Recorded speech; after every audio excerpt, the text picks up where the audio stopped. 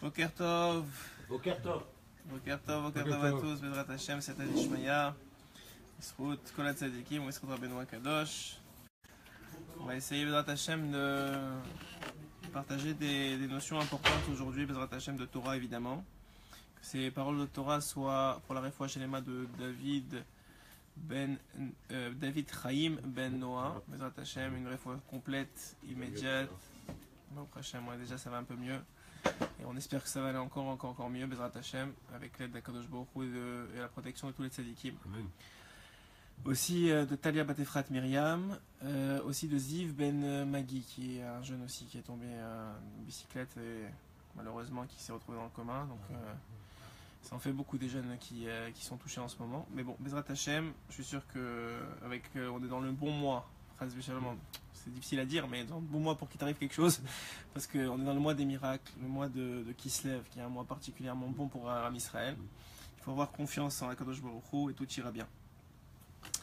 Donc voilà, donc on va aborder des notions qui sont particulièrement profondes. C'est des notions que des fois j'ai abordées avec vous déjà, mais j'aimerais rentrer dans une notion en particulier, essayer de l'approfondir le plus possible ensemble, à travers évidemment les enseignements de Rabbeinu Akadosh Rabbi Nachman et ceux de Rabbi Nathan, qui est son élève principal, comme vous le savez maintenant depuis quelques temps qu'on enseigne ensemble la Chassidoute Breslev, même si c'est pas vraiment une Chassidoute. Donc déjà on va commencer avec une notion importante qui est la suivante. La semaine dernière, dans Parashat Vayetze, on a vu que Yaakov est parti de Be'er Shava et il s'est retrouvé chez Haran, chez Lavan. Oui. Il a fait cet aller-retour là. Et il revient cette semaine en Eretz Israël. Avec lui la force de ses enfants, et en particulier celle de Yosef. Yosef, cet enfant si particulier, vous savez que chaque enfant apporte son mazal.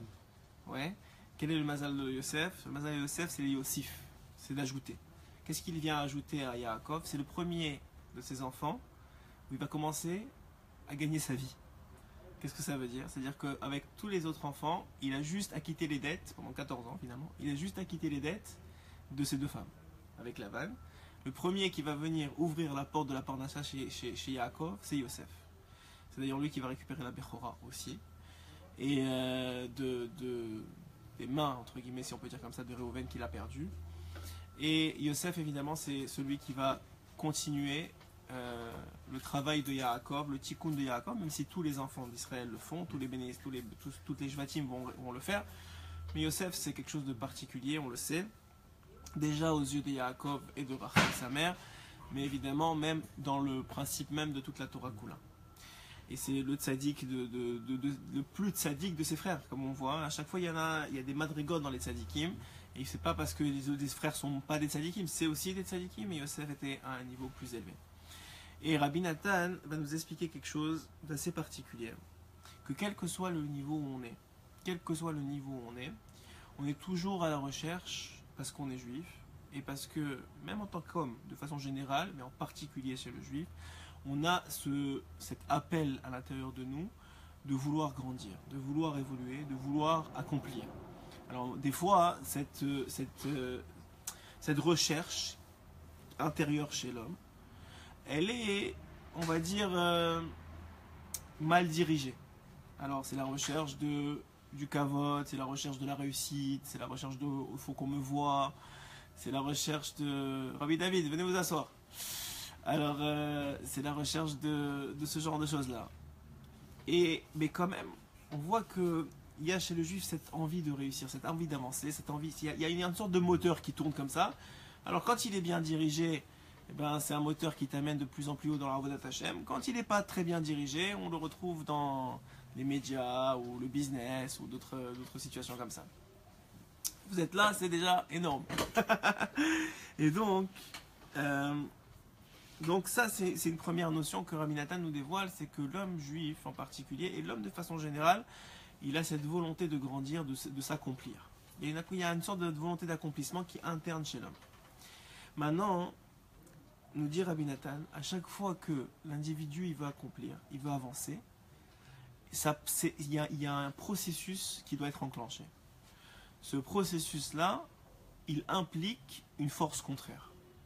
Ça veut dire que dès que il y a dans la picture, dans l'image de la vie de l'homme, une avancée spirituelle en particulier, mais une avancée quelconque, mais une avancée spirituelle, puisqu'on est ici dans un cours de Torah.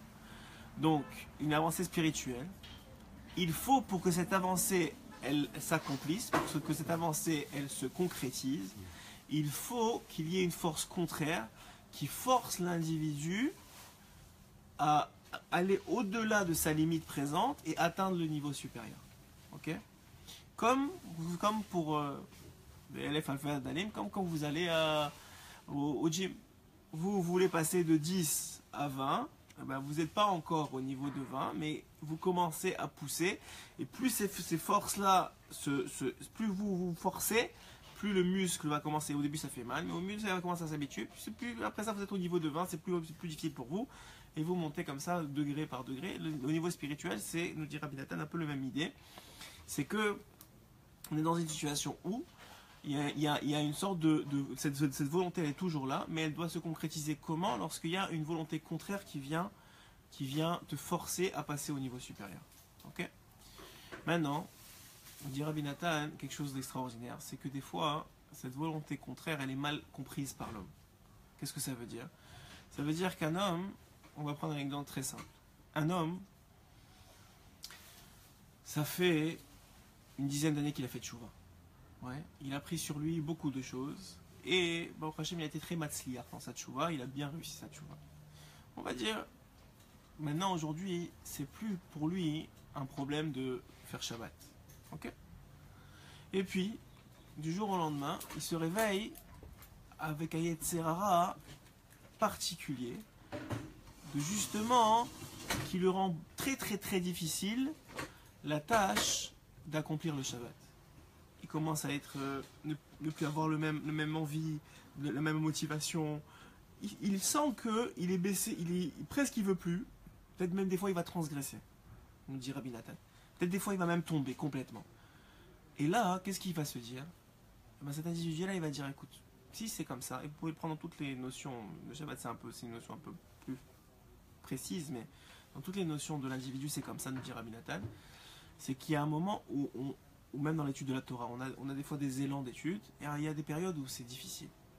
Ça baisse, et tu te dis, attends, tu veux plus te réveiller, tu veux plus aller étudier, et tu es dans une situation comme ça, et tu te dis, attends, je comprends pas. Qu'est-ce que ça veut dire? Ça veut dire quoi? Ça veut dire que toutes ces années où j'ai fait tchouva, ils ne valent rien, puisque le Yetzerara qui me s'est présenté aujourd'hui devant moi, en tout cas la sensation que j'ai de moi, la vision que j'ai de moi, elle est autant, si ce n'est pire, qu'avant que j'ai commencé la tchouva. Donc qu'est-ce que ça veut dire? Ça veut dire que ce que j'ai fait, ça vaut rien? Ça veut dire que finalement, mon niveau, c'est que du pipeau et c'est que du cinéma, et en vérité, mon niveau, il est bien moindre que ce que je croyais vraiment. Et à ce moment-là, lorsque l'homme se laisse prendre à ce jeu-là, me dit Rabbi Nathan, alors à ce moment-là, il a une grande chance de rentrer dans une grande hazvout, dans une grande détresse émotionnelle, et de se retrouver à être d'une tristesse telle qu'il va croire qu'effectivement son niveau est beaucoup beaucoup plus bas et que c'était juste du cinéma jusqu'à maintenant, et ça va lui prendre beaucoup beaucoup plus de difficultés de remonter. Alors que Rabbi Nathan te dit au contraire, un homme qui voit que ça va pas, c'est la preuve que quand ça allait, c'était la vérité. Pourquoi? Parce que, nous dit Rabbi Nathan, quand ça va pas, c'est le principe même qu'effectivement tu es en train de monter. C'est incompréhensible. Si hier j'avais un cheshek extraordinaire d'étudier la Torah, et aujourd'hui j'ai même plus envie d'ouvrir un livre, comment je peux être plus haut aujourd'hui que hier? Alors, il rapporte un Zohar qui dit comme ça. Le Zohar il dit que dimanche, Yom Rishon, c'est toujours plus haut que lundi. Excusez-moi, Yom Rishon, c'est toujours plus haut que Shabbat. En quel sens? Shabbat, c'est Kodesh. C'est Kodesh Kodashim même, c'est Olam Haba, c'est Ma'en Olam Haba, dit le Zohar Kadosh, ouais. Comment le Yom Rishon peut être plus haut que Shabbat? Et Rabbi Nathan explique, mais le Zohar le dit aussi, c'est que puisque le dimanche, tu as un Shabbat de plus en toi, hein, donc toi, tu es forcément plus haut dimanche que Shabbat, même si tu te sens plus proche d'Hachem le Shabbat. Parce que Shabbat, c'est Men Olam Haba. Mais dimanche, tu as le Shabbat derrière toi, donc tu l'as déjà en toi. Et ce dimanche-là, en vérité, qu'est-ce qu'il fait? Il ne fait que préparer le Shabbat qui vient. Donc quoi? Et ce Shabbat qui vient, il sera encore plus haut que le Shabbat qui vient de passer.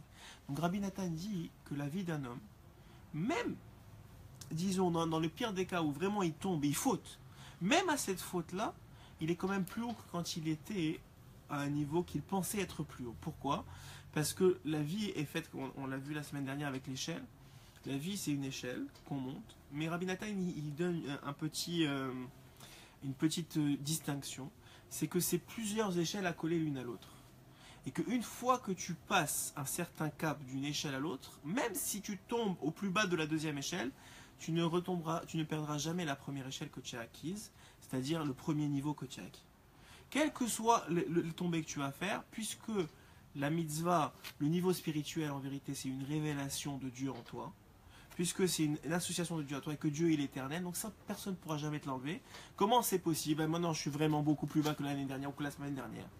Je dis, Rabbi Nathan, non, tu crois que tu es plus bas, mais c'est juste une préparation. Si tu comprends ce qui est en train de t'arriver, tu es en train de préparer le prochain niveau. Et le prochain niveau, il a besoin d'être préparé par une nefila.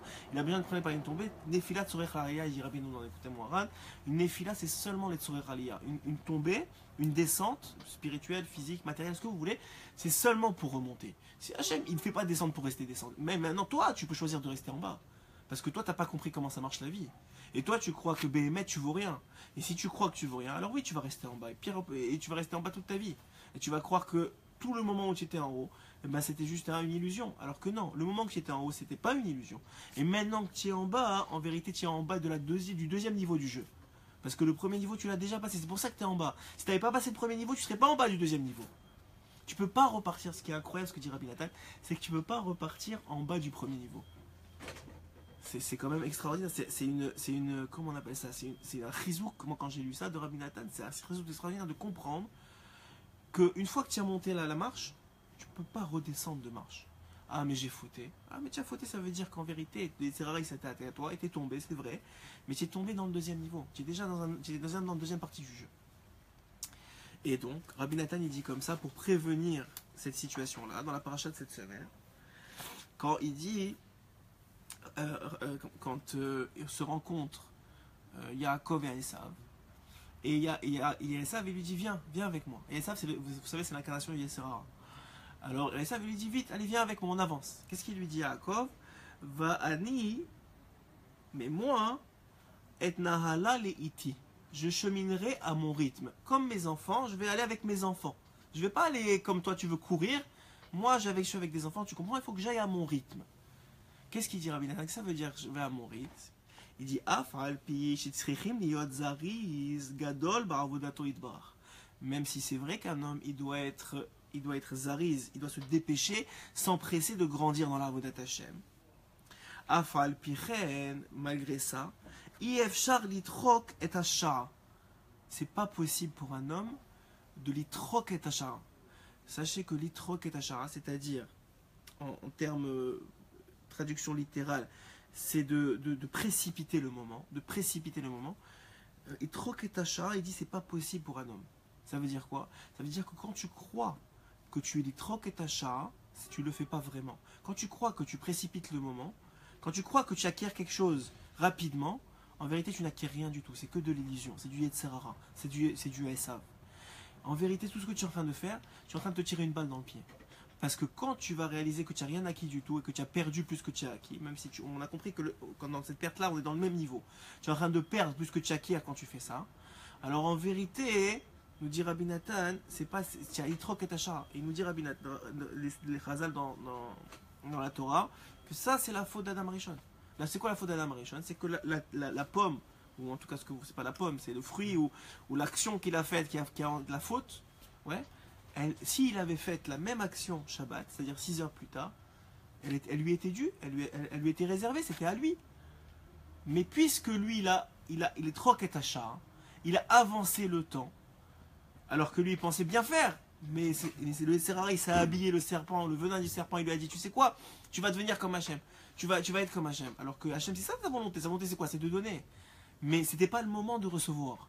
Donc lui, il a voulu prendre de force, parce que c'était pas le moment de prendre. Et bien à ce moment-là, dit Rabbi Nathan, tu te fais plus de mal que de bien. Hein? Il a rien pris du tout. Au contraire, il a pris la faute et toutes les conséquences qui vont avec. Rak leler ou litnahel le at le at. Il dit, vous savez que les derniers mots de Rabbeinu avant de partir de ce monde, il a dit, ces derniers deux mots, c'était les hâte, doucement, doucement. On n'est pas là pour précipiter quoi que ce soit, on est là pour prendre à chaque niveau spirituel ce qu'il y a à prendre. Et ne pas se croire qu'il y a un chien qui nous court derrière et nous on doit courir derrière. C'est pas comme ça que ça marche. Il faut avoir une assise spirituelle forte. Si on ne réussit pas à avoir une assise spirituelle forte, on perd souvent plus que qu'on gagne. Il dit ici, Bifrina Tabal et Taher, et ça c'est aussi important d'avoir un raf pour ça, parce que souvent on n'a pas le recul nécessaire pour voir qu'est-ce qui est bien, qu'est-ce qui n'est pas bien, on veut juste avancer, c'est normal. On a cette envie de se rapprocher, surtout quand ça va bien, et de prendre le maximum. Bifrina Tabal et Taher, Mesayahin lo, Omrim lo Hamten. On lui dit à ce moment-là, attends. Et de la même façon que Yaakov il a dit à son frère, que les enfants ils sont jeunes, et moi j'avancerai à mon rythme, c'est-à-dire au pas de ceux qui m'accompagnent aussi, c'est-à-dire qu'on ne laisse pas les gens derrière, on est avec tous ceux qui sont autour de nous. Et Yesh Bazé Arben et Daber, il dit il y a de ça, de quoi faire. Maintenant, ça c'est déjà une notion qu'il faut comprendre pour ne pas tomber trop souvent dans ces montées et descentes, c'est de prendre le temps d'avancer. Ça, c'est une première chose. Maintenant, la deuxième chose que je voulais aborder avec vous, c'est une notion qui est extrêmement importante à comprendre. C'est que Rabbi Nathan, il dit donc que ce Yetzer Hara là, c'est quoi? Le Yetzer Hara principalement. Je vous dis, il y a un Rav Amekoubal qui est venu... en tout cas, il y a un Amekoubal que j'ai entendu il n'y a pas très longtemps, même très récemment. Il a dit, vous savez, c'est quoi le problème de la génération? Il a demandé, c'est quoi le problème de la génération? Alors, tout le monde s'attendait à ce qu'ils disent. Vous savez, il y a les harayot, il y a les mauvaises mœurs, l'internet, ce que vous voulez. Et vous voyez ce qu'il a répondu? Il a répondu, tout le monde est assez surpris. Ce Rav, il a dit, vous savez, c'est quoi le problème de la génération? Le problème de la génération, c'est l'isolement, la solitude et la dépression. Il a dit, vous savez pas combien de sacs de bracha on est prêt du ciel à déverser sur celui qui est capable de remonter le moral et de réjouir les autres. Pourquoi? Parce que le Ben Israël dit, Parashat Bereshit, que qu'est-ce qu'a amené le serpent dans le monde? Qu'est-ce que la faute d'Adam Rishon a amené dans le monde? La hatzvut, la tristesse. Quelqu'un qui est triste, il ne peut pas avancer. Il ne peut pas monter de niveau. Ah, il croit qu'il monte de niveau, il est dochek et tachar. Quelqu'un qui est triste, il est dochek et tachar. C'est tout ce qu'il fait. Mais s'il est joyeux, alors à ce moment-là, oui, il peut monter de niveau. Et quand les Serara vient, c'est à ce moment-là que les Serara veut le casser parce qu'il ne peut pas le laisser joyeux. Il lui envoie des problèmes et des histoires. Et t'es un nul et tu vaux rien. Et regarde ce que tu fais. Regarde comment tu n'arrives pas à contrôler les Serara. Alors qu'on sait très bien, la Gemara elle-même, elle dit que si c'était pas l'aide d'Akadosh Baruch Hu, personne ne serait capable de contrôler son Serara. Donc quand les Serara, il a l'autorisation d'Hachem de te mettre à terre, il peut te mettre à terre en 2 secondes. Même si tu es Rabbi Akiva, comme dans la Gemara, et qui à un moment a vu une femme, il a couru après elle, il était prêt à monter sur l'arbre pour elle. Quoi, Rabbi Akiva, il est prêt à monter avec toute sa Torah.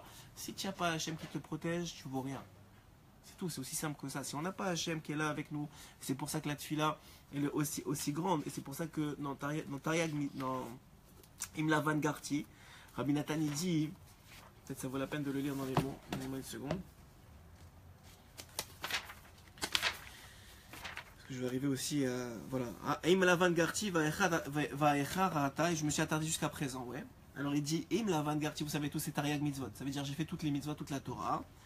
Et jusqu'à maintenant, je me suis attardé. Qu'est-ce que ça veut dire jusqu'à maintenant, je suis attardé? Il dit Rabbi Nathan, ça c'est la Tfila. Ça veut dire qu'il est en train de dire à Esav, j'ai à la fois la Torah et la Tfila. Et comme on a dit, l'un sans l'autre, ça ne marche pas. Donc oui, et ça veut dire quoi la Tfila? Ça veut dire que même si j'ai 613 mitzvot, même si je suis arrivé au niveau que je suis arrivé, moi, j'ai rave, j'ai jeté à col. Enfin, il n'a pas dit j'ai rave, j'ai jeté à col dans la matérialité, mais la spiritualité, je veux toujours avancer. Je prie tout le temps, Hachem, donne-moi encore. Pourquoi? Parce que je comprends que la spirituelle, le niveau spirituel, il ne m'appartient pas. Si Hachem veut me le donner, il va me le donner. S'il ne veut pas me le donner, il ne va pas me le donner. Mais moi, ce qui m'appartient, je peux prier pour. Ok? Alors il dit, donc on a dit que Rabbi Nathan, il est déployé. Rabbeinu, il en parle énormément. C'est que et c'est les chansons qui ont été faites à partir de ça, etc., c'est qu'un homme, il doit s'assurer d'être joyeux. Tout ce qui ne le rend pas joyeux, c'est-à-dire il ne se sent pas en joie, sachez que c'est l'œuvre du Yetzirah. Tout ce qui te fait croire, hein, maintenant attends, quelqu'un il vient de fauter, ouais. On va prendre un exemple très simple, quelqu'un il vient de fauter, une faute grave qu'il n'a pas fait depuis des années, et qu'il a tenu et maintenant il tombe. Comment il va se sentir? Il va se sentir moins que rien, ouais. Alors Rabbi Nathan il dit que ça c'est l'œuvre du Yetzirah. Ah tu as fauté, c'est vrai. Ça veut dire que le Yetzirah il t'a attrapé, ça veut dire que à un point tu l'as laissé rentrer, ça c'est vrai. Et que tu as quelque chose à réparer, ça c'est vrai. Et que tu dois faire tchouva, ça c'est vrai. Mais tout ce qui concerne la douleur et la souffrance qui est associée à ça, ça c'est pas normal. Ça fait pas partie de la Torah. Alors comment on fait? Ça c'est très bien, c'est une très belle parole, bravo. Mais comment on fait dans la vie de tous les jours quand cette situation-là de montée, de descente, elle est continue comme dit Rabbi Nathan, puisqu'on fait que monter chaque jour, de Shabbat en Shabbat, de jour en jour, on a une avancée spirituelle normalement que l'âme veut avoir, puisqu'on veut s'accomplir, on veut avoir un Olam Haba, on veut grandir, ouais. Alors si puisque c'est ça que l'âme elle veut, c'est ça qu'on veut en tant qu'individu, c'est que la force elle est innée chez nous de vouloir s'accomplir, et que par l'accomplissement il y a toujours des descentes. Alors comment on fait? Comment on fait pour tenir le rythme de descendre et de monter, mais de ne pas tomber dans cette erreur si fatale qui est la hatzvout, qui est la tristesse? C'est-à-dire que oui, il faut être prêt à affronter la descente, et oui, il faut descendre. Pas seulement il faut être prêt, il faut descendre, parce que pour monter, dit Rabbi Nachman, il faut descendre. Donc oui, il faut descendre. Oui, il y a des moments où c'est difficile, et il faut dire ouais, c'est vrai, c'est difficile, et ouais, c'est vrai, j'ai pas envie d'étudier, et ouais, c'est vrai, je suis comme ça maintenant, et j'étais pas comme ça hier. J'ai l'impression que j'étais mieux hier qu'aujourd'hui, c'est vrai. Mais sache qu'aujourd'hui, si tu le prépares seulement demain. Ok, ça c'est une première chose. Mais comment je fais pour tenir bon dans ma Avodat Hashem et surtout dans ma Simcha? Alors Rabbi Nachman, il a une Torah, un enseignement complet sur ça. Et en vérité, j'espère qu'il nous reste assez de temps parce que je l'ai beaucoup dit dans plein de shiurim, mais j'ai jamais pris un temps pour qu'on s'approfondisse ensemble sur ça. Et on va le faire ensemble à travers les mots de Rabbi Nachman. On va faire les 2 premiers paragraphes de Selekut Moharana, qui sont 2 paragraphes qui contiennent le secret de comment tenir bon dans la descente. Comment on fait quand on est en bas, quand c'est difficile, quand on n'arrive pas, quand on est tombé alors qu'on pensait être quelqu'un de plus haut au niveau spirituel ou même dans l'action. Comment on fait pour tenir bon jusqu'à qu'on remonte, pour ne pas rentrer dans la hazout qui elle va te bloquer en bas. Tout ce qu'on veut, c'est ne pas être bloqué en bas. Parce que nous dit Rabbeinu, quand tu es en bas, c'est pour remonter. La seule chose, c'est que si tu es en Hatzvout, tu ne remonteras pas. Parce que tu te bloques toi-même et tu ne laisses pas Hachem te sortir de là. Puisque quand tu es en Hatzvout, quand tu es en tristesse, Hachem n'est plus avec toi. Comme on a vu avec Yaakov. Yaakov, il n'avait pas les rois HaKodesh pendant que Yosef, il était 22 ans sans lui. Ouais. D'ailleurs, Derech Hagav, puisque j'y pense avant de commencer ça, pourquoi est-ce qu'il a été puni, Yaakov? J'ai écouté ce chidouch, je le trouve très beau sur la paracha. Pourquoi est-ce que Yaakov il a été puni 22 ans d'avoir perdu son fils pendant 22 ans? Pourquoi? Parce que 22 ans, il y avait chez Lavan Garti. Parce qu'il était chez Lavan. Alors, Farshim pose la question, mais chez Lavan, il respectait la volonté de son père et sa mère. Comment tu peux me dire qu'il a été puni à cause du Kivud Avaim? Mais c'est ses parents qui lui ont dit de partir. Écoutez bien, c'est extraordinaire ce chidouch, j'ai beaucoup aimé. Et deuxième question, et en plus de ça, il n'est pas seulement parti 22 ans de ses parents, il est parti 14 plus 22. Il est 14 ans plus 22. Alors première réponse, c'est que les 14 ans, il est en train d'étudier la Torah, et de là, la Gemara, elle apprend que l'étude de la Torah elle est plus grande que Kivud Avaim. Ça veut dire qu'on peut pas si tu vas étudier la Torah, on ne pourra jamais te reprocher quoi que ce soit. Ça, c'est la première, en tout cas pas Kivud Avaim. Deuxième chose, c'est qu'il y a un midrash qui est très peu connu, qui dit comme ça, qui dit que quand il a étudié la Torah, et on sait que l'étude de la Torah elle est protectrice, et en particulier David Amelach qui dit que la Torah elle protège contre les ennemis. Alors en vérité, quand il a fini ses 14 ans d'études, Lavan, il avait calmé déjà sa colère. Pourquoi? Parce qu'il avait étudié la Torah. Donc quand elle a vu sa Rivka, elle a envoyé sa nourrice, qui s'appelait Dvora. Elle a envoyé sa nourrice annoncer à Yaakov qu'il pouvait revenir. Mais Yaakov, il a eu peur. Et il a décidé volontairement de rester 22 ans chez Lavan. Donc en vérité, à partir déjà de la fin de la 14e année, il aurait pu rentrer. Mais lui, il a eu un peu peur. Donc à cause de ça, en vérité, que pendant les 22 ans, il n'était pas en train d'accomplir Kivud Avaim. Et il était pas. Pourquoi? Parce que c'était Rivka avait déjà envoyé sa servante pour lui dire de revenir. Ça, c'est entre parenthèses. À chaque fois, il a peur. À chaque fois, alors, souvent, les Mefarshim les plus connus qui disent que la peur, c'était de ne pas avoir. D'avoir fauté, Chas Shalom, ou de ne pas avoir accompli ce qu'il aurait dû accomplir à son plein potentiel. Ouais. Et donc, ça rejoint sur ce que je vais étudier avec vous aujourd'hui. Comment on fait pour tenir bon en bas? Ouais, ça nous arrive à peu près une fois par jour, d'une seconde à l'autre. Ouais, c'est vrai, je vous dis, moi j'avais parlé avec Rav Keninga la semaine dernière, le Rav de Tzfat, de Breslev.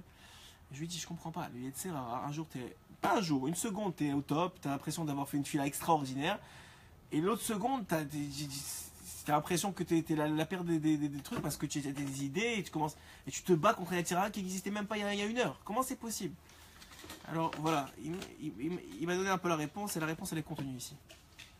Da, il dit regardez, sache, Rabbeinu commence, sache qu'un homme qui tsarich ladoun et kol adam le kavzerut, qu'un homme il doit juger l'autre toujours positivement.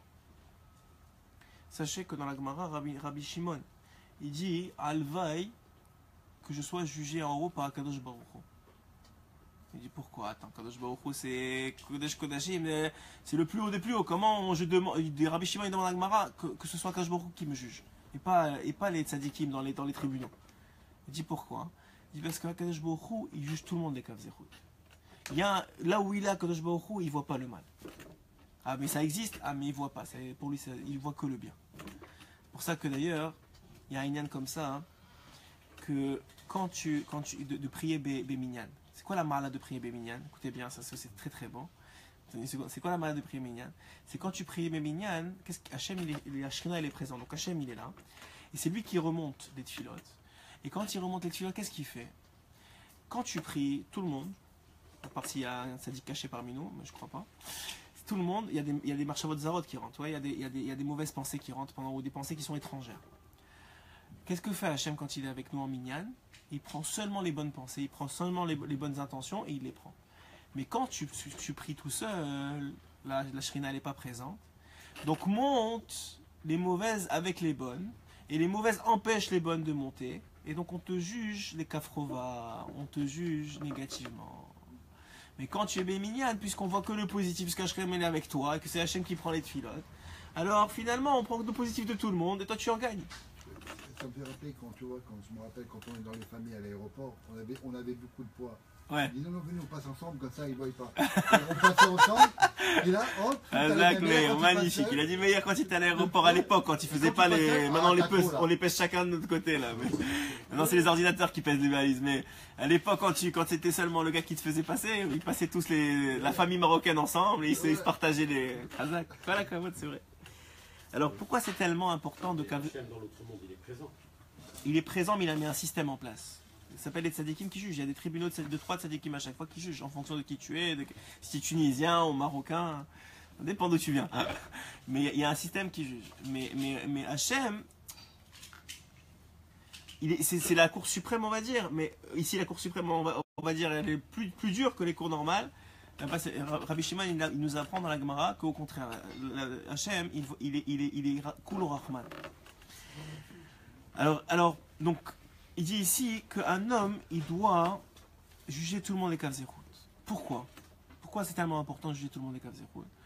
Alors Rabbeinu il dit c'est d'abord important pour celui que tu juges. Pourquoi? Filou Meshéou Racha Gamon, même si c'est un Racha Gamon, ça veut dire quelqu'un que quand Rabbeinu il dit Racha Gamon, ça veut dire le gars il a tué, il a volé, il a menti, il a fait ce que vous voulez. Et on parle ici de juifs, ok? Je vous le précise parce que bon, je vous le précise. Et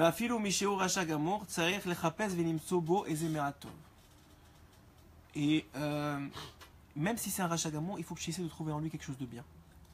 Chez Beoto Amrat et no Racha, que dans cette chose de bien, il n'est pas mauvais, il n'est pas Racha. Chez Motsebo Meratov, et à travers le fait que tu arrives à trouver chez lui quelque chose de bien. Vedano Kutov le Kavzerut, et que tu le juges bien. Aliedeze Maale Oto Behemet le Kavzerut, Behemet. Rabbeinu il dit, grâce à ça, vraiment, tu l'élèves à un niveau de jugement positif. Qu'est-ce que ça veut dire? Je vais vous expliquer ce que ça veut dire. Alors, ce que ça veut dire, c'est la chose suivante. Premièrement, il faut comprendre. La halakha claire et stricte, on ne parle pas de Rabbeinu ici, la halakha claire et stricte, c'est que si vous avez quelqu'un qui transgresse Shabbat devant vous, ok? Alors, si c'est un tzaddik, et quelqu'un que vous savez qui vient tous les jours à la synagogue, que vous n'avez jamais vu transgresser et qu'il a un bon nom, alors vous êtes obligé, même à pied halakha, de dire écoute, je comprends pas la situation, sûrement qu'il doit aller chercher un malade, sûrement qu'il doit faire quelque chose de truc. Il faut que tu trouves, ok? Dans la situation. Mais si le gars, c'est connu que c'est un rachat, ok? Alors tu n'as pas de mitzvah de le donner kavzerut. Bon, c'est bien, c'est Midat Chassidout, mais c'est pas une mitzvah. C'est-à-dire, si tu le fais pas, c'est pas grave.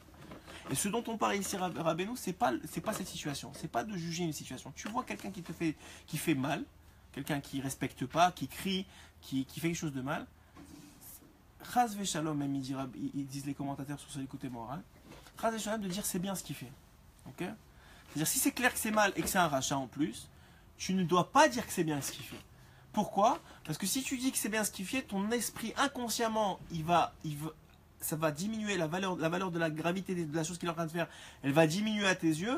Et chas v'shalom, si c'est pas toi, tes enfants ou tes petits-enfants arriveront à le faire un jour. Donc il est évident que ce qu'il fait, c'est mal. Si c'est un rachat, comme je vous ai dit à l'instant, si c'est un tzaddik, qu'il a un bon nom, alors on trouve une patente que c'est pas possible. Écoute, il doit y avoir quelque chose qui explique ça.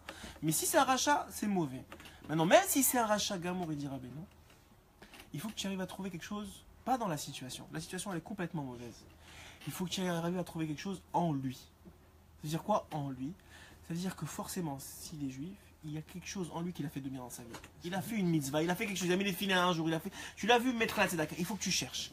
Il faut que tu cherches quelque chose qu'il a fait de bien. Mais si tu penses positif sur tout le monde, tu n'as pas besoin de chercher. Si tu penses positif sur tout le monde, c'est très bien. Quoi la kavod. Mais la nature de l'homme, c'est de voir le négatif, en général. Hein? Il explique ça d'une autre manière. Allez-y. Il dit que, simplement que En Yehudi, chez eux, Pashut Mod ou Racha. C'est ça ce qu'il dit. Il dit pourquoi? Il dit parce que Berega, chez eux, à partir du moment où un Ben Israël, il fait une faute, il a dit des Ruach Shtut chez les C'est bon, c'est la Gemara qui dit ça. Il s'est séparé de son âme, de son âme originelle, il s'est séparé d'elle. C'est une autre âme qui est venue et qui l'a rempli. Il a fait ce qu'il a fait. Vous avez raison, c'est ce qu'il dit ici. Après, quand il reprend conscience, il se réveille, comme il dit quand il reprend conscience, c'est fini, il regrette. Il se sépare de cette âme-là, donc en réalité, lui, il n'a rien fait. Il n'a rien fait du tout. Lui, le mec, il n'a strictement rien fait. C'est Rav Dessler qui dit ça, c'est ça? Oui, mais Rav Dessler d'Amirta Vilayo. On le déresponsabilise alors. On le déresponsabilise pas. Alors c'est ça la situation. Mais oui, mais c'est ça. Alors écoutez, venez on rentre dans les dialogues. Je vous dis cette notion-là, c'est une notion que je pense aujourd'hui dans la génération est la plus importante. Ce que je suis en train de vous donner maintenant, si vous le comprenez, vous arrivez à l'appliquer dans votre vie elle va changer. Vous vous dites maintenant votre vie elle va changer. La vie des gens autour de vous elle va changer. Mais il faut essayer de comprendre le diouk, parce qu'on peut très vite tomber et glisser dans l'humanisme. Dans du kavzerut, genre on juge tout le monde négativement, mais de toute façon on aime tout le monde. Et c'est pas ça le travail de cette Torah-là qui nous enseigne. C'est d'Afka de voir qu'il y a du mal, mais de chercher qu'en lui il y a du bien, malgré qu'il fait quelque chose de mal et qu'on ne le déresponsabilise pas et c'est quelque chose de mal. Mais en lui, il y a quelque chose de bien. Maintenant, si tu arrives à trouver ce quelque chose de bien, qu'est-ce que tu fais? Pour l'autre, qu'est-ce que tu viens de faire? Puisque ton jugement à toi en bas, il est dan le kavzerut, tu le passes du kafrova au kavzerut en bas. Alors en haut, dans le ciel, même si dans le ciel on le juge négativement, c'est-à-dire qu'il a une sentence sur lui, on vient de le prendre et de le mettre dans la section des kavzerut. Ça c'est pour l'autre. Très bien, c'est très bien. Et alors qu'est-ce que ça lui permet de faire? Alors Rabbeinu dit ça permet à l'homme de faire tchouva. C'est-à-dire que ce qui empêche l'homme de faire tchouva, c'est qu'en haut on le voit mal, et puisqu'on le voit mal, il se sent mal. Il se sent comme rien parce qu'en haut on le voit mal. Et donc, puisqu'il se sent mal, il n'est pas capable de faire tchouva. Mais quand toi tu vois, mais il ne sait pas le gars, avec c'est une pensée que tu as sur lui. Et que tu as une pensée, mais ce gars-là, tu sais quoi, je l'ai vu il y a 2 semaines, il a donné un tzedaka à un pauvre. Ça veut dire qu'il a quelque chose de bien en lui. Même si je vois que maintenant il insulte quelqu'un d'autre, ou il lui fait honte ou n'importe quoi. Mais ce gars-là, je l'ai vu il y a 2 semaines, il a fait quelque chose de bien, c'est forcément qu'il a quelque chose de bien en lui. Quand tu fais ça, tu lui as rien dit. Ta pensée, elle monte. Et elle le prend maintenant, ce gars-là qui est en train de faire une action mauvaise, elle le met dans le kavzerut et elle lui permet de faire tchouva sur cette chose-là. Elle lui permet seulement, parce que Rabbeinu il explique dans un autre côté moral, que tout dépend de l'individu. c'est-à-dire qu'il y a toujours un libre arbitre, que c'est plus facile maintenant, la scène est mise pour qu'il fasse tchouva, mais c'est seulement à lui de faire tchouva. C'est la raison pour laquelle, à Esav, qu'est-ce qu'il a voulu faire Yitzhak avec Esav? Il a voulu la Kav Zechut, il a voulu trouver le bien qu'il y avait en lui, on l'a expliqué dans le début de semaine, mais il n'a pas fait tchouva. Alors si tu me dis qu'il peut faire tchouva grâce à ça, pourquoi il n'a pas fait tchouva? Parce qu'il y avait ça, il ne voulait pas faire tchouva, c'est tout. C'est aussi simple que ça. Esav, il n'avait aucune intention de faire tchouva. Maintenant, si l'individu il veut faire tchouva, il y a un Yehudi normalement, il a, comme vous dites, il a en lui la volonté de toujours faire tchouva, parce que son âme elle est pure, en vérité. Alors forcément que si tu fais ce travail-là, tu vas l'aider à faire tchouva. C'est une première chose. Mais ça, c'est pas ce que je voulais vous dire encore. Ils disent que pour Esav, Ouais. j'ai appris que elle a quand même été enterrée. La tête. Sa tête. Pourquoi la tête a été enterrée à Marpella? Incroyable. C'est une très bonne question. Il y a plusieurs pshatim. Un des pshats que j'adore, c'est parce que dans sa tête, il y avait beaucoup de Torah. Et la Torah, elle ne peut pas être enlevée d'un homme, même s'il ne l'a pas appliquée dans les actes. Et cette Torah, elle va... Mais alors, où elle va aller cette Torah? C'est quand même une Torah que Esav il a pris. Et d'où elle va aller? Eh ben, elle va aller chez Rabbi Meir. Elle va aller chez Rabbi Akiva. Elle va aller dans toute la Torah orale. Et c'est pour ça que c'est la tête... Donc la Torah orale qui est rentrée dans le Kavod. Plus grande question que ce que tu dis, c'est pourquoi personne n'est parti la chercher. Tous les enfants ils sont là, ils voient la tête de Esav descendre, va la chercher. C'est tout, sors-la de là, c'est pas Kavod pour ton père, tu vas l'enterrer maintenant ici. Enlève-la de là-bas. Non. C'est-à-dire qu'eux ils savaient que la Torah qu'il a appris elle avait de la valeur, que c'est pas pour rien que sa tête elle est rentrée, et que Hachem c'est lui qui a voulu ça, et Davka c'est ce qui a permis, entre autres, en plus du fait que c'est Rivka la mère, mais c'est ce qui a permis entre autres que sortent de Esav des grands Talmidei Chachamim et des grands tzadikim. C'est l'accomplissement de la névoie de Rivka. Exactement, c'est l'accomplissement de la névoie de Rivka, exactement. Il est sorti des très grands rachats. Amalek, tout son corps c'était que des rachaim. C'est sûr ça, Amalek, c'est la plus grande. Il descend de Esav, c'est le plus grand rachat du monde. Il n'y a pas de pitié à avoir sur lui. C'est pour ça que j'ai dit ici, Dan et Kav Zechut, c'est pas pour les goyim, parce que tu peux pas. Ça te fait tomber plus que ça te fait grandir en tant que. Parce que tout le but de ça, je vous ai dit ce qui est bien pour l'autre, mais c'est pas pour l'autre qui nous dit ça, Rabbeinu. C'est pour nous-mêmes. Pourquoi c'est bien pour nous-mêmes? Pourquoi c'est bien pour nous-mêmes? Parce que il y a un Zohar qui dit que dès que toi tu juges, on te juge. Dès que toi tu juges, on te juge. Ah, mais je juge toute la journée. Ouais, c'est vrai, on juge tous toute la journée. Dès que tu as une pensée, c'est un jugement. Si vous remarquez bien, la pensée c'est un jugement en soi. Dès que tu vois une situation, tu as tout de suite une pensée. La pensée c'est un jugement, c'est-à-dire que tu viens de catégoriser à tes yeux la situation ou l'individu. Ouais. Donc ça en fait, c'est un jugement. Donc dès que tu juges, on te juge. Mais comment on fait? Mida keneged mida. Comme tu juges, on te juge. Qu'est-ce que ça veut dire?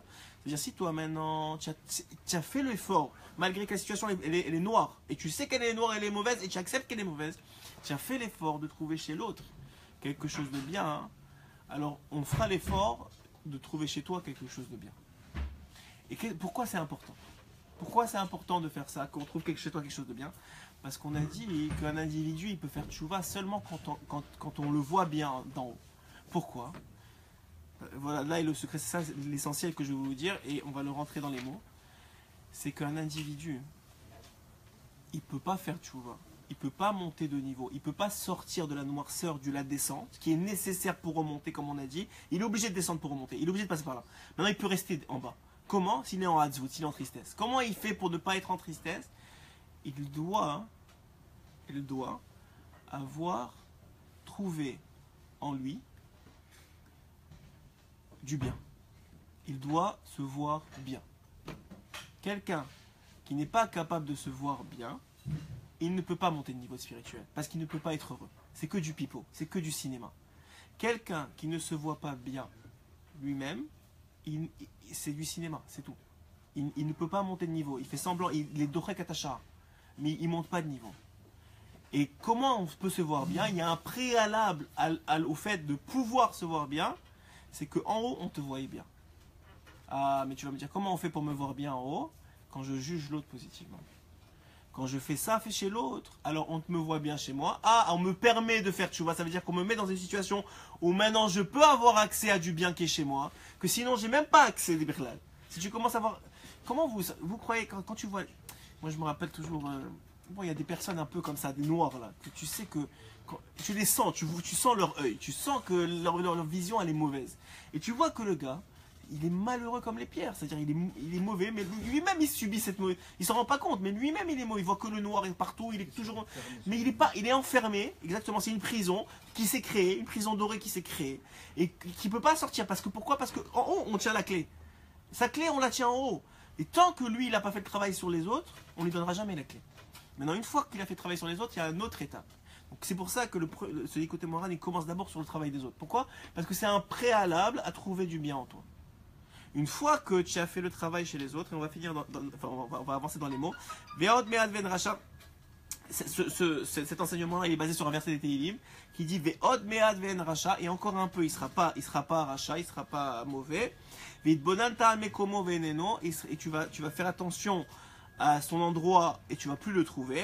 Et Rabbeinu il dit, c'est que ça veut dire ce verset-là, que maintenant que tu as vu du bien en lui, il est plus au même endroit. Il est maintenant dans un autre endroit dans le ciel. On l'a mis dans un Kav Zechut. On l'a mis dans un endroit qui s'appelle le Kav Zechut. Et même si tu vois que c'est un Racha Gamour, il faut que tu trouves quelque chose de bien que lui, il est pas Racha là-bas. Que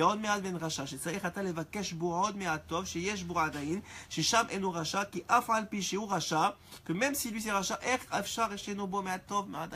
c'est pas possible qu'il n'a pas encore en lui quelque chose de bien. Qu'est-ce que ça veut dire encore en lui? Alors c'est un autre ridouche, c'est que quand un juif il fait quelque chose de bien dans sa vie, ça reste avec lui. Et c'est encore en lui, même quand il fait du mal. C'est encore en lui, c'est Adaïn. Il y a encore en lui quelque chose de bien que tu peux trouver. Qui echef chercher lo asa eze mitzvah ou d'avoir tov miyamav, va les déser chatamot sebood me'atov, chez Sham eno racha, va t'adan auto les kavzechut, aller déser atamaale auto. Grâce à ça, tu le montes, béhémet, le niveau, et tu arrives à le trouver vraiment. Maintenant, une fois que tu as fait ce travail-là, ouais, vas-y quoi. Donc, il y a juste Shalom Yaïch, il dit, mais comment il faut penser si vraiment on sait que ces gens-là, c'est des vraiment rachats? C'est pas possible. Si les juifs ils te disent Rabbi Nathan, c'est pas possible. Et Rabbi Nachman te dit c'est pas possible. Il a forcément du bien. Il a fait une mitzvah dans sa vie. Ça veut dire qu'il a. C'est quoi une mitzvah? Il faut que vous compreniez quelque chose. Peut-être que ça vaut la peine. Merci pour la question, mais ça vaut la peine de comprendre ça. C'est quoi une mitzvah? Une mitzvah, c'est que tu viens de t'associer pour l'éternité avec Hachem. Tu viens d'exprimer Hachem dans le monde. Tu viens toi. J'ai pas dit ta neshama. Ta neshama c'est Hachem, ok? Tu viens d'exprimer ta neshama, donc tu viens toi, qui n'est pas ta neshama, d'exprimer Hachem dans le monde. Puisque Hachem il est éternel, tu viens de te rendre éternel. C'est quoi le chidouche du Mashiach? C'est quoi le chidouche? Qu'est-ce qui va amener le Mashiach? Le Mashiach, la fin, après, selon les différentes déroutes, il y aura plusieurs niveaux, ouais. Mais la fin des fins, c'est qu'on va se réunir avec Hachem. Ouais. Ah, même si je n'ai pas compris. Tout ça pour qu'on revienne à l'étape initiale. L'étape initiale, c'est qu'on était un avec Hachem. On a fait tout ce travail-là pour se réunir avec Hachem. Mais alors, ça ne sert à rien. On était déjà unis avec Hachem, puisqu'on est devenu une partie d'Hachem. Non, écoute bien, écoute ce chidouche meir. En vérité, la différence entre avant le monde et après le monde, en tout cas ce monde, parce qu'il y en a qui disent qu'il y a plusieurs fois 7000 ans, et qu'on est seulement à la 4e fois. Et que chaque 7000 ans, il fait élever de niveau. C'est-à-dire que les animaux, ils deviennent hommes, et les pierres, ils deviennent trucs. Bon, en tout cas, je ne vais pas vous rentrer dans ça. C'est une déra. Mais tout ça, c'est pour vous dire qu'en tout cas, dans les 7000 ans qui nous concernent à nous, puisqu'on est dans ces 7000 ans-là, et qu'on est les acteurs de ces 7000 ans à nous, alors à ce moment-là, quoi?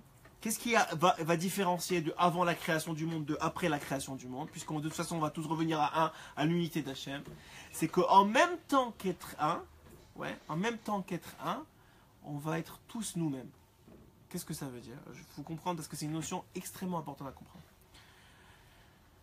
C'est que avant que Hachem il crée ce monde, on était inclus en lui, puisqu'on l'a dit, tout est inclus en lui, c'est normal. La partie neshamatique, elle est inclue en lui. Sa neshama, c'est une partie d'Hachem. Donc elle était inclue en lui, mais il n'y avait pas de distinction. C'était tout lui. Ouais. Maintenant, une fois qu'on a passé tout ce mahalach, ouais, et qu'on va arriver à la fin après Mashiach, on va être re-inclus en lui, mais on va savoir qui on est. Ça veut dire que Abraham, tu vas rester Abraham pour l'éternité. Mais tu vas être inclus dans Hachem. Mais tu vas être Abraham dans Hachem. Tu vas être Abraham dans Hachem. Et ça, c'est le plus grand plaisir qui existe. Parce que tu vas avoir conscience de ton individualité inclus dans Hachem. Et ça, c'est le chidouche de tout le Beriat HaOlam, de tout le fait qu'on doit passer par toutes les épreuves, de tout le fait, comme il dit le Ramchal, qu'il faut passer maintenant dans ce monde-ci et pas directement dans la Maba, etc. Et la Triata Mechi, mais toutes les étapes et toutes les votes. Pourquoi? Pour arriver à construire un être parfait, aussi grand qu'Hachem, qui soit une partie d'Hachem, mais une individualité en même temps. Il faut personnaliser la relation. Il faut personnaliser la relation avec Hachem en étant inclus dans lui. Et ça, c'est tout ce qu'on est en train de faire maintenant, c'est pour ça. C'est ça la finalité, c'est ça le but ultime, c'est ça l'éternité de splendeur et de bonheur qu'on aura avec lui. C'est-à-dire qu'il s'est détaché d'une partie de lui pour la récupérer à la fin, mais cette partie, elle saura qu'elle a été détachée et qu'elle a finalement un peu gagné sa place. C'est pour ça quelque chose. Rabbi Nathan, je m'éloigne, mais c'est pas grave. Rabbi Nathan, il pose une question, une bombe de questions. Il dit, à la création de l'homme, il a demandé, vous savez, c'est ce midrash connu, que Hachem, il a demandé aux anges, est-ce qu'on devrait créer l'homme? Et les anges, ils ont dit, non, il va faire des fautes, etc. Alors, et qu'est-ce qu'il a répondu à Hachem? Mais vous ne connaissez pas, est-ce que vous ne connaissez pas mon niveau de Rahmanout? Est-ce que vous ne connaissez pas mon niveau de bonté? Ça veut dire, je vais créer l'homme, et même s'il faute, je serai bon avec lui, ouais. Alors, Rabbi Nathan, il dit, je comprends pas. Les anges, ouais, ils ont été créés pourquoi? Ils ont été créés par pur Rahmanout. Les anges, ils ont même pas, ils ont aucun mérite d'exister. Ils ont existé parce que Hachem a voulu qu'ils existent. Et ils n'ont pas de libre arbitre, ils n'ont aucun mérite, birlal. C'est matenatrinab, c'est un cadeau gratuit que Hachem leur fait. Ouais. Donc ils comprennent c'est quoi le niveau de Rahmanout. Alors pourquoi ils disent ah mais je veux, écoute les hommes ils vont pas te respecter, etc., etc. Et Hachem il est obligé de leur dire mais vous connaissez pas mon niveau de Rahmanout. C'est que les anges ils auraient jamais eu idée que Hachem il puisse créer quelque chose qui lui crache à la figure toute la journée et qui lui manque de respect toute la journée et qu'il continue à avoir un niveau encore plus grand que Rahmanout qu'il a eu avec eux-mêmes en leur donnant à la vie même s'ils ne méritaient pas. C'est-à-dire que c'est pas seulement que nous on mérite pas, c'est qu'à chaque instant on justifie de ne pas avoir été créé et quand même Hachem il continue à maintenir jusqu'au moment où Béhémet il va avoir un renversement de situation et ça va être justifié qu'on a été créé. Mais tout ça pour dire que toute la création du monde et tout ce qu'on est en train de voir ici, c'est pour dévoiler la Rahmanout d'Hachem et la grandeur d'Hachem, d'un côté, mais d'un autre côté, pour nous créer en tant qu'individu parfait et partie d'Hachem, mais une individualité quand même. Ok? Donc il a très bien compris et il a dit donc on est plus haut que les anges? Bien sûr. Rabbi Nathan dit clairement que de là on apprend que l'homme il est plus haut que l'ange. C'est pour ça que quoi? Qu'en vérité, Noeg Badavar, les anges, ils ont répondu ça sans s'en rendre compte, parce qu'ils sont Noeg Badavar, parce qu'ils étaient intéressés à ce qu'il n'y ait pas de création de l'homme, parce qu'ils avaient compris, un peu au fond d'eux, que l'homme, il serait plus grand que lui, malgré qu'il faute. Parce que lui, il a une chance de choisir le bien, et ce bien-là, hein, puisque c'est une révélation d'Hachem, quand il le choisit, ce bien est éternel. Comme il a dit David, le mal, il va partir à la fin, comme, regardez, il y a trois shlav. Il y a ce qui est mauvais, ouais, ce qui est, par exemple, on va prendre la nourriture, ouais. Il y a le porc, ou tout ce qui est pas cachère, ça c'est mauvais, c'est évident. Ensuite, il y a ce qui est normal, ok, ça on va dire qu'il n'y a pas de gdoucha, mais qui est bien, par exemple, je sais pas, un steak cachère, ça c'est normal.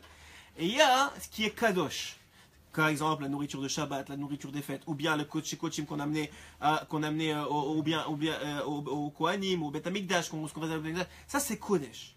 Une fois que Mashiach il vient, il n'y a plus de mal. Tout devient, dans un premier temps, dans les deux dernières catégories, et finalement tout devient kadosh.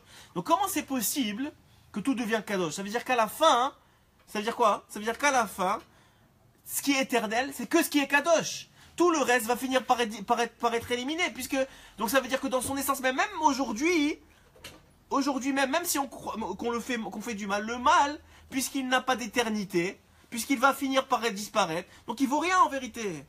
Il vaut rien dans son essence même, il n'est pas éternel. Donc alors que le bien, malgré que ça a l'air beaucoup moins que le mal et que ça, tu fais une petite chose, mais puisqu'elle a une notion d'éternité, qu'elle ne sera jamais, elle ne disparaîtra jamais, même après la venue de Mashiach, même après qu'on va revenir avec Hachem, même après tout ça, même quand tout sera fini, ce bien-là il est éternel. Donc forcément que sa notion elle est beaucoup plus grande. Et donc, ce bien-là qu'on est capable de faire, malgré qu'on fait plein de mal, il est beaucoup plus grand que les anges qui font rien du tout. Ils font juste la volonté d'Hachem, sans bien ni mal. Ok, ils sont neutres. Les anges, c'est des neutres. Ouais. C'est-à-dire qu'en réalité, le but final, c'est d'arriver à la concrétisation de ce Anochi-là. Exactement. Qui soit dans les deux sens. Voilà. Si aujourd'hui, il existe tout simplement que Hachem, c'est quoi Anochi? C'est qu'Hachem, il se trouve en lui. Ouais. Que nous nous trouvions de la même manière en lui. Chazak, c'est très beau ce que vous dites. Il faut que je le redise parce que peut-être ils n'ont pas entendu. Ce qu'il a dit ici, c'est que c'est quoi finalement ce qu'on vient de dire? Qu'à la fin des temps, il va y avoir une union entre nous et Hachem. C'est que jusqu'à aujourd'hui et dans toute la création, le Anochi, le jeu, il est finalement que nous, on a une partie d'Hachem en nous. Ouais.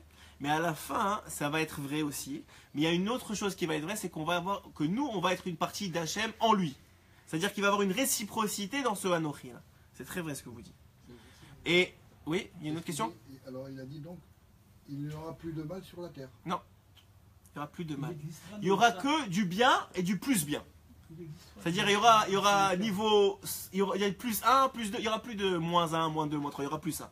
Il y aura plus 0, 1, 2. Donc, qu'est-ce que tu vas dire? Il y aura la tchouva. Mais tu vas faire tchouva sur le niveau qui vient. C'est-à-dire, j'aimerais bien être plus que ça. Ah, pourquoi je ne suis pas plus que ça? Alors, tu veux monter, monter, monter. Mais à la fin, on va tous être inclus dans notre place dans Hachem, mais avec notre identité. Ok? Mais pourquoi on s'est écarté un peu, mais c'est pas grave. Pourquoi je vous dis ça? Parce que pour arriver à ce niveau-là, pour arriver à la place qu'on doit acquérir, il faut être attaché à cette notion de tchouva, évidemment, mais à cette notion de joie de vivre. Et comment on fait? Il faut trouver du bien en nous. Et comment on fait pour trouver du bien en nous? Regardez ce qu'il dit Rabbeinu. Tu crois que ça suffit de juger les gens, les autres biens? C'est pas suffisant. Maintenant que tu as fait les autres biens et que tu as préparé le terrain pour te trouver du bien, il faut maintenant que tu fasses ce travail-là chez toi. Mais ce travail-là chez toi, il dit Rabbeinu, il est beaucoup plus difficile. Pourquoi? Premièrement, pourquoi est-ce qu'il faut faire ce travail-là chez toi? Parce que c'est connu. Parce que c'est connu que l'homme il doit être toujours besimcha. Ah, qu'est-ce que ça a à voir? Tu viens de me dire qu'il faut trouver des points positifs, etc. Qu'est-ce que ça a à voir avec la simcha? Ah, mais non, il te dit, si tu fais pas ce travail-là, c'est pas vrai, tu n'es pas besimcha, tu fais semblant. Tu n'es pas besimcha. Tu sais pourquoi il faut faire ce travail-là? Parce que c'est connu qu'il faut être besimcha tamid. Et si tu fais pas ce travail-là, tu ne seras pas besimcha tamid. Quand ça va bien, tu seras besimcha. Quand ça va mal, tu ne seras pas besimcha. Tu sais comment tu veux être besimcha quand ça va mal? Il faut que tu fasses ce travail-là. Et quand ça va bien, et quand ça va mal. Il faut trouver en lui du bien. Et ça veut dire quoi trouver du bien? Ça veut dire qu'à chaque fois que vous faites une bonne chose, vous l'écrivez dans un papier. Vous écrivez, vous avez un cahier comme ça, où vous écrivez tout ce que vous faites de bien dans la journée. J'ai étudié aujourd'hui 1 heure, et j'ai fait ça. Ah, mais qu'est-ce qui va faire le Yetzirara? Pourquoi Rabbeinu il dit que c'est plus difficile chez soi? Parce que dès que tu vas faire ça, tu vas dire, j'ai étudié 1 heure. Le Yetzirara va venir te dire, attends, 1 heure. D'abord, tu as parlé 10 minutes avec ton copain. Troisièmement, tu es venu pour voir tes amis. Quatrièmement, tu as fait ça. Il va trouver du mal dans le bien. Et là commence le travail, il dit Rabbeinu. Maintenant, commence ta hitbo des doutes. C'est quoi ta hitbo des doutes? Tu dois te battre avec le Yetzirara. Ah, il va te dire, ah, mais attends, mais tu es venu 1 heure, mais tu as fait ça. Ah ouais, mais j'ai fait ça de bien, dans cette heure-là. Ah, mais non, mais regarde, finalement, t'es pas une bonne intention. Ah, mais écoute, je suis quand même venu, j'ai fait les pas, Tu te bats avec ton Yetzirara, maintenant c'est un combat, c'est un dialogue entre toi et ton Yetzirara pour sortir de cette heure-là, peut-être 3 secondes. Mais ce 3 secondes, c'est le Od Me'at Tov qui va te rester pour l'éternité. C'est ce Od Me'at Tov que le Yetzirara ne peut pas toucher. Ce bien-là, qui est contenu dans plein de mal, malgré que ça a l'air bien, ce bien-là, c'est la Nekuda Tova qui est en toi. Et ça, il faut que tu fasses des cumulations de Nekuda Tovot. Et quand tu peux faire une cumulation de Nekuda Tovot, à travers tous les Nekuda que tu as fait, à ce moment-là, dit Rabbeinu, tu peux commencer à chanter. C'est-à-dire qu'avant ça, tu n'es pas capable de parler à Hachem. Tu fais semblant de parler à Hachem. Mais tu ne parles pas vraiment à Hachem. Parce que tu ne te sens pas bien vis-à-vis de toi-même, parce que tu sais parce que le Yetzirara t'a fait croire que tu vaux rien, parce que tu n'as pas en tête et clairement devant toi tout le bien que tu as fait dans ta vie et tout le bien que tu représentes aux yeux d'Hachem. Donc si tu n'as pas ça, en vérité tu parles à Hachem et tu n'as pas envie de parler. Et tu fais vite la tefila, ou même si tu fais pas vite, tu fais semblant de te concentrer, mais jamais tu vas commencer à chanter à Hachem. Seul comme ça dans la rue, tu vas commencer à dire Hachem et tu commences à chanter. Qu'est-ce qui fait chanter? Qu'est-ce qui fait chanter? Et l'année qu'il a, hein? C'est pour ça qu'il veut venir faire l'expérience. Ouais, vas-y là, ah, on chante. On chante. Ouais, Non mais qu'est-ce qui fait qu'on chante? Il dira, ben nous c'est quoi la chanson? C'est des notes. Ouais. C'est quoi la différence entre une chanson et du bruit? C'est quoi la différence? Bah, la voix elle est mêlée. Non, oublie, non. Une mélodie. C'est quoi la différence entre une mélodie et du bruit? C'est quoi la différence? Il y a des hauts et des bas. C'est harmonieux. C'est harmonieux. Attends, C'est quoi? Ça veut dire quoi que c'est harmonieux? D'abord il y a des hauts et des bas, c'est vrai. C'est harmonieux. La différence entre du bruit et une mélodie, c'est qu'on a pris les notes du bruit et on les a organisées. C'est ça la mélodie. On a pris des notes et on les a organisées pour faire une mélodie. Le bruit, c'est plein de notes qui sont mélangées ensemble, qui n'ont aucune organisation. Mais qui doit faire le travail de l'organisation? Toi, mon grand. Comment tu fais? Tu sors le bien du mal. Quand tu sors le bien avec les Nekudot Tovot que tu as ramassés, tu fais une mélodie. Et là, tu peux chanter à Hachem. Et il dit, Rabbeinu, cette Negina-là, c'est le plus haut niveau de Avodat Hachem que tu peux trouver. C'est en vérité le plus haut niveau des doutes. C'est quand tu commences à chanter à Hachem dans tes doutes, sincèrement. Maintenant, on ne parle pas de faire semblant. Mais c'est pas parce que je vous ai dit ça maintenant que vous allez commencer à chanter et faire semblant, ça sert à rien. Je veux dire, vous savez vous-même comment vous vous sentez. Encore une fois, je vous dis, Rabbeinu, ce que vous me parlez tout à l'heure, Rabbeinu t'apprend à arrêter de faire semblant. Ça sert à rien. Tu te moques à toi-même, tu vas jamais avancer. Et à quoi ça sert? Tu te sens bien soi-disant, mais en vérité, au fond de toi, tu sais très bien que c'est pas vrai. Donc en fait, tu te sens encore plus mal. Ça sert à quoi? Ça sert à rien. Alors il dit comme ça, il dit, tu sais ce que tu fais? Premièrement, alors venez en récapituler. Premièrement, tout ce que tu vois, tu donnes les kavzerhout. C'est-à-dire la situation, c'est vrai, elle est mauvaise. Mais ce gars-là, il faut que je trouve quelque chose chez lui qui l'a fait de bien. Ah, il est venu à la tefila, je le vois à la tefila, c'est qu'il est à la tefila, c'est déjà super. Il y a quelque chose qui est bien, ok? Maintenant, il s'énerve à la tefila, mais il est à la tefila. Ok, ça veut dire qu'il a quelque chose de bien. Quand tu fais ça, c'est même pas pour lui que tu fais ça. C'est vrai que tu l'aides. C'est vrai que c'est même pas pour lui que tu fais ça, c'est pour toi. Parce qu'en haut, maintenant, on va te juger comme tu l'as jugé. Donc on va te permettre de te faire le travail, le second travail. C'est quoi le second travail? C'est de trouver du bien en toi. Comment tu fais pour trouver du bien en toi? Comment tu fais pour trouver du bien en toi? À ce moment-là, tu commences à accumuler. Je sais pas c'est qui m'avait dit ça, je pense que c'est la fois qu'on avait parlé de ça, Moshe m'a dit que est-ce que c'est de la gava? C'est pas de la gava, c'est un travail de notre génération. De prendre, d'accumuler le bien que tu as fait. Et quand tu vas commencer à faire ça, le Yitzhak va te dire ah mais attends, mais ça c'est pas bien, et ça y est, en vérité c'est pas complètement bien. Et si tu vas jouer avec lui, tu vas dire c'est vrai, tu as raison. Ça c'est pas bien, mais il y a une partie de bien dans ça. Ça c'est pas bien, mais il y a une partie de bien dans ça. Il y a quelque chose, même dans la faute, j'ai fauté, mais regarde, le lendemain j'ai fait tchouva, c'est une partie de bien dans la faute. Et comme ça tu vas pouvoir ne pas rester en bas. Tu vas pas laisser la hazwout te passer, et tu vas pas être dans une passive. Comme vous voyez dans un verre d'eau, s'il reste passif le verre d'eau, qu'est-ce qui arrive? Il commence à avoir de l'écume dessus, il commence à avoir des bactéries, il commence à avoir.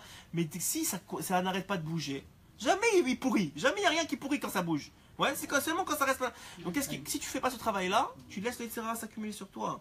Et il fait de l'écume, il commence à gérer. Mais si tu te dis non-stop, tu te renouvelles, et tu fais ce travail-là de chercher le bien, et de toujours ajouter des nekudot tovot à ta mélodie, alors à un moment tu vas chanter. Parce que tu vas te sentir bien avec toi-même et avec l'autre.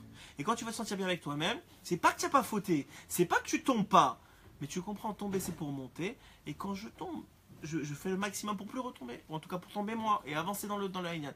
Et ça, c'est la nekuda principale de notre génération. Et comme je vous ai dit au début du cours, le kabbaliste dont j'ai entendu, il a dit c'est quoi le problème de la génération principale? C'est quoi? C'est la solitude. La solitude, d'ailleurs, c'est très beau qu'il ait dit ça. C'est quoi la solitude? C'est justement de se retrouver coupé d'un environnement positif. C'est ça la solitude, c'est de te retrouver tout seul et de voir que le mal en toi. C'est ça la solitude, c'est vraiment une bonne doute négative. C'est ça la solitude. Et finalement de te finir en tristesse. C'est-à-dire quoi? Que la tristesse. Exactement, la tristesse. Quand quelqu'un est triste, il ne peut pas avancer nulle part, exactement. Nulle part. Et même quand il avance. Ouais, et même quand il avance, c'est ce qu'on a dit au début, voilà, même quand il, alors il dit ici, même quand il avance, il est juste en train de traquer d'achat. Regardez, il dit mais attendez, mais le gars il a rien fait de sa vie, le gars il est chiloni, il a rien fait. Il dit mais comment c'est possible qu'il a jamais fait une mitzvah dans sa vie? C'est pas possible, même si tu as mis tes filines à 13 ans, on te les a mis de force, mais tu as fait quelque chose. Et à ce moment-là qu'il a ce niveau-là. Alors, il peut commencer à évoluer. Le but, c'est pas de rester là. C'est pas de faire semblant de dire j'ai fait une à 13 ans, alors ça tout va bien. C'est pas ça qu'on a dit. C'est pas que ça va bien. Mais c'est un point de départ pour monter l'échelle. Et comment on monte l'échelle? Alors écoutez, ça c'est un chidouche. Il faut que je vous le dise parce que c'est un chidouche. Accrochez-vous à vos chaises. Écoutez bien. Rabbeinu il dit, ça c'est le deuxième shlav, c'est avec soi-même. Il y a un troisième shlav, c'est avec Hachem. Comment ça? Comment on fait pour juger Hachem les kavzerhout? Il dit, quand il arrive une situation dans ta vie ou dans la vie des autres, et que tu trouves le bien dans cette situation, tu viens de juger Hachem les kavzerhout. Tu viens de juger Hachem les kavzerhout. C'est Hachem que tu as jugé les kavzerhout. Hein? Qu'est-ce qu'on dit? Baruch Dayan Haemet. Baruch Dayan Haemet. Même dans les mauvaises choses. Mais il dit, au Mashiach on dira tout, Baruch Atov Hametiv. Baruch Haemet. C'est encore un peu nuancé. Pourquoi? Parce qu'on sait que c'est la fin. Mais c'est pas seulement ça. Mais dès que par exemple, je sais pas moi, il y a un pneu qui crève. Ouais, quelqu'un il a un peu qui crève. Et maintenant il dit attends, mais c'est pas. Tu trouves quelque chose de bien dans la situation. Il y a quelqu'un qui vient t'aider, tu dois chez nous, voulez montrer que chez le Rabbi Israël il est bon. Tu fais quelque chose, tu trouves une situation, tu viens de les kavzerhout. Et c'est ça le hénian de tout, même. C'est Minashamaim. Moi, il y a toujours beaucoup de providences ici dans les chiours, mais c'est Minashamaim qu'on parle de ça. Dafka dans ce mois-ci qui se lève, qui est le mois de la Oda'a, qui est le mois du remerciement. Comment tu peux remercier? Seulement quand tu donnes les kavzerhout. Quand toi tu es bien avec toi-même et que tu comprends qu'il n'y a que du bien et que tu avances dans ce hénian de bien. Et je vous dis, ça a l'air enfantin ces enseignements-là, mais c'est le problème principal, c'est le shoresh, il dira Benou, c'est la source de toute la maladie de la génération, de tout le fait qu'on ne fait pas de chouva, de tout le fait qu'on reste dans les mêmes problèmes, qu'on a l'air d'être un hamster qui tourne dans les mêmes histoires jour après jour, qui tombe dans les mêmes. C'est juste qu'on ne fait pas ce travail-là. Qu'on n'arrive pas à s'asseoir et à dire voilà, qu'est-ce que j'ai fait de bien et de chanter avec ces négoudotes-là et d'être bien. Parce que le mal, il existe. Le mal, il existe. Mais il faut savoir que puisqu'il est temporaire, il est. Rav Neria, on étudiait un peu la semaine dernière, et je pense que c'est au début de cette semaine. Il m'a dit, je lui ai dit comment ça va. Il m'a dit la vérité, j'ai plein de mal. Mais ce que j'ai fait, j'ai mis 2 barrières là, de chaque côté et je les regarde pas. Je le laisse dehors, je le regarde pas. Il y a plein de choses qui vont mal, mais je ne le regarde pas. Et j'avance. Il est souriant, il étudie la Torah, il accumule. Comme ça, qu'est-ce qu'il fait? Il accumule de l'éternité. Parce que de toute façon, le mal, il va s'en faire anyway. Donc si tu focuses sur lui, si tu te concentres sur lui, qu'est-ce que tu fais? Tu perds de ton éternité. Mais le mal en lui-même, c'est déjà un bien. C'est déjà un bien quand tu le vois en bien. Mais si tu restes en Hazvout, bien sûr, c'est ce qu'on a dit. C'est que le mal, il te permet de grandir. C'est ça qui te permet de grandir. Il faut une force contraire pour que tu puisses grandir. Tu ne peux pas faire autrement. Mais il dit c'est ça les kavzerhoud ve'automatam ainu shiroa shegam hamitzvah va'adavar shebikdusha shezachar la'asotu gam ken malé peniot vershavot. Même s'il voit que dans toute la mitzvah qu'il a faite, il y a quand même des mauvaises choses, il prend le bien de ça. Il arrive à se concentrer sur ça. Quand tu fais ces 3 shlavim, premièrement avec l'autre, deuxièmement avec toi-même, troisièmement avec Hachem, tu viens de toucher ton éternité. Tu viens de toucher la vraie vie que Hachem il veut pour toi. Hachem, il t'a jamais demandé d'être triste. Hachem, il t'a jamais demandé d'être triste. Il t'a demandé de grandir, de monter l'échelle. Et il faut comprendre ce niveau-là. Que le Yetzer Hara, il est contrôlé par Akadosh Baruch Hu.